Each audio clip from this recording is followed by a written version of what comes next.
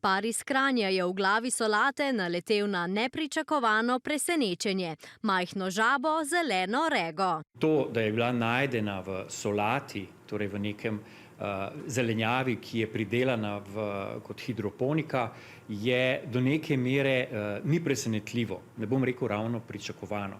Najditelja sta prepoznala, da je lahko ta majhna žaba v resnici veliko odkritje. Na vsak način najdba takega organizma, kot je žaba, ki je indikator čistega okolja, zadostne hrane v okolju, nenazadnje stabilnosti ekosistema, je vsekakor dobra novica za okolje, kjer je bila ta solata vzgojena.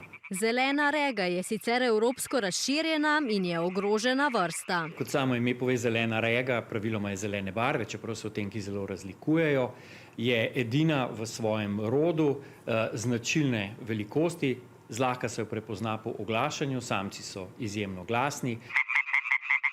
Ogroža jih pa predvsem izguba njihovega naravnega habitata, torej izguba mokrišč, omejene migracije iz vodnih habitatov v gozdne habitate. Zelene rege najdemo na gozdnih obronkih, pa nekoliko bolj močvirnatih območjih ali travnikih z višjo vegetacijo. Ker pa so dvoživke plenilci, skrbijo za stabilnost ekosistema.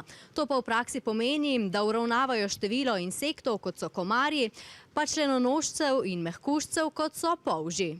In kdaj bo žabica, za katero sedaj skrbi veterina Golob, lahko odšla v naravo? Po karantenskem bivanju v kontroliranih pogojih in res izključenih vseh možnostih za prenos kakršnekoli bolezni.